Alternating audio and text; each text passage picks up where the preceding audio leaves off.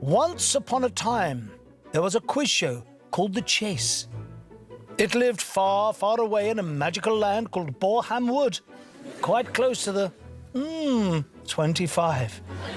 Here, the day always started the same way, in chaos. And that is my team. Now, one by one, they'll try and put as much money into the prize fund as they can. Then if they make it through to the final and win, they'll split that money equally. But hunting them down will be the chase, and if they get caught, they and their money are gone. First up, it's Andrew. And that is my team now, one by one. They'll try and put as much money into the prize fund as they can. Then if they make it through to the final win, they will split their money equally. But hunting them down every step of the way will be the chase. If they get caught, then the money are gone. First up, past the line, it's David. That is my team now, one by one. They'll try and make as much money as they can and put it then in the prize fund. If they get it in the prize fund, guess what? They go through to the final, if they win, of course. And if they all win, they might split it equally. I wouldn't, because you know why? They're very untrustworthy people by my sights. I don't know what to say about this, but let's get on with it. First up, it's Tarquin.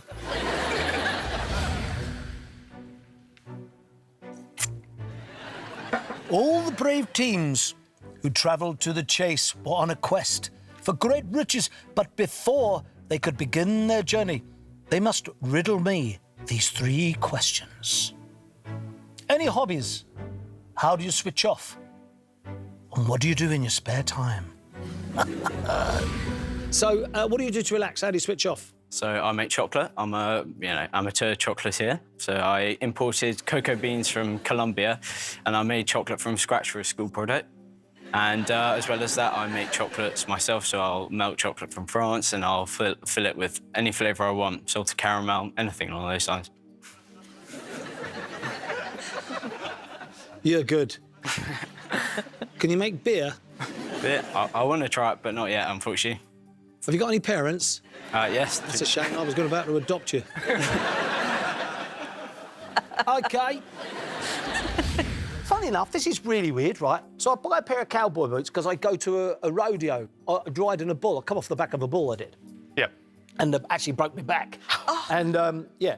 And anyway, I come off the back of a bull, and I bought all the kit, but I got 2 hats. They're beauties, by the way. And I bought all the boots, and these boots, these snakeskin boots, you know, like Woody from Toy Story. I got these, I put them on the other day. Really bizarrely, guess what? The left one is too small. How'd you work that out? My left foot hasn't grown, because my other shoes fit me, but the boots fitted me perfectly on the day and the day after and the day after that whilst I was in America. Yep. All of a sudden, my left foot, my old Daniel Day-Lewis, my boot won't go on. And I had to walk around with it like the boot, the sole of the boot's hanging off there, my leg's there. It's really weird. Perhaps the snakeskin was from a constrictor. Oh. I tell you what, it's a long old way to get to that gag, but what a gag. We're going on the road, me and you. And what do you do when you're not working, though? What happens? Oh, loads.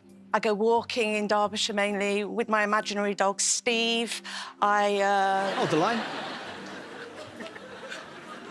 Say what? My imaginary dog, Steve. I want a dog, and I haven't got one, so I've learned all I need to know about the dog. Oh, Lily, look, mate, seriously. I called him Steve.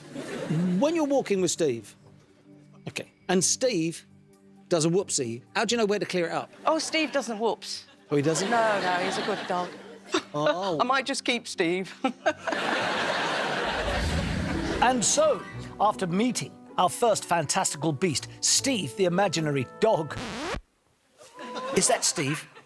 No, it's Keith, my new man. He's escaped. Keith, Keith, where are you, Keith? Keithy Boos. Come on, Keith. Run, Keith, run. And so our players would begin their voyage of discovery, with joy in their hearts and a smile on their faces. And why were our band of travellers so merry? Why? Because of my funny gags, of course.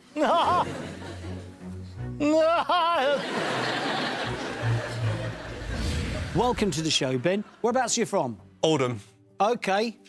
Whereabouts are you from? So...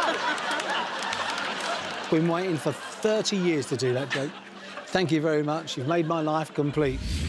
Yes, of course, the Cunard and the White Star Line did eventually merge, but before they did, the White Star Liners tended to have names that ended in IC, obviously the most famous one being the Titanic, and the Cunard liners ended in IA, Yeah.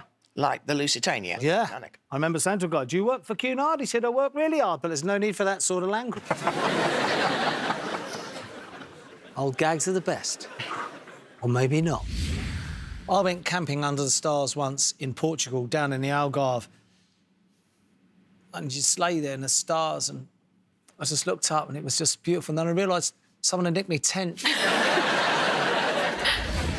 Well, favourite place you've been, would you say? My favourite place was probably Canada, but we've just come back from New Zealand about a month ago, and I absolutely loved it. You're Good. really big in New Zealand. I beg your pardon? I said you're really big in New Zealand. Apparently I'm very big down under. What do you mean, oh, Bombay, these are my best jokes. I can't have the camera ops going, oh, not again. I've only out of 14 years, I've only told that joke about 20 times.